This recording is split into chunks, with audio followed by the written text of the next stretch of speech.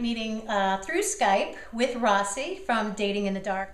If men might find me a little bit intimidating, and I'm out, Right. and maybe I give them a little bit of a smile or a look, but they don't come over and approach. At that point, is it something I would never go over and approach a man? You I just would. wouldn't do it. No, I wouldn't, and I don't have a reason why. I just guess I believe that I shouldn't do it. Okay. Okay. That's interesting. My question would be is, do you think that that's a good idea to do? Just go up and approach a man. Yeah. Okay. Yeah. Because yes, yeah, I think there is nothing wrong with approaching a man. I have been approached by a ton of women. If you saw a girl on over across the bar or something that you just thought like looked pleasant or looked nice, or Hmm. you heard her say something that you had in common, would you go and talk to her? I think part of it that's kind of funny is living in Connecticut because I've traveled to other places and Connecticut is very closed and they're a very closed group of people and I think you get into that habit of being that way and that could be a little bit of an excuse, but nobody in Connecticut gets up and goes over and tries to meet people. When I've gone to the Carolinas, everybody was friendly. I was meeting everybody. It was very easy and I had a great time. Connecticut is a little bit different, so that could be part of the reason why I do that. I would say there's two things here.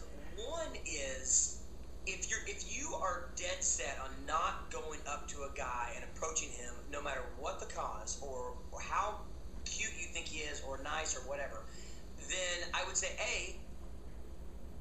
going to like a singles bar or a club or something like that, probably not the best thing for you because you're going to end up perched up in the corner or having a blast with your friends, and you're not going to be open to a guy to approach you. So that really isn't going to work for your cause as far as if you're looking for a guy. I would say like go to like events where it's like where the communication floor is open, whether it be who knows? These are only examples, but like things you're interested in, Mm-hmm. where there's like gatherings where people are mingling, and then it becomes something. It's normal, so you're not the weird girl going across the bar and the only one talking to someone you don't know. Now you're doing what everyone else is doing. Right, that's You a know, good point. so find events. I mean, there's always single events, and there's always different things that you can do in cities, especially in big cities. I know that have that option where it's people are coming here to meet each other. So then you can do it whether it's a church function or a friend's function, or even if it's a friend of yours Mm-hmm. has people over at the house and invites a bunch of maybe eligible friends or bachelors or something that thinks you might be interested in. This way, it's not like the one-on-one awkward thing right off the bat, but then it's a group setting, so you can get to know people in that setting and where you feel comfortable. Right. Because the worst thing is to meet someone for the first time and you feel uncomfortable because then you don't feel like yourself. Right. You know? Well, I'm pretty comfortable, and I actually am pretty comfortable walking up and saying hello to somebody. I guess sometimes how in my mind I've just subconsciously or been told or believe that I should not do that. So maybe it's just something I need to try and see what happens out of that. Well, it's like the age-old thing where little girls are taught from their mothers when a boy hits them or calls them names or pulls their hair that they're flirting with them and they like them. And so then that becomes something that girls tolerate because they think it's a good thing. Hmm. When in fact, in no relationship in the world is hitting or hair pulling a good thing. So it's something that you get at an early age where it's like, okay, well, he's supposed to call me. He's supposed to take me out. He's supposed to approach me. And the fact is, all you're doing is limiting your options when you live by those rules.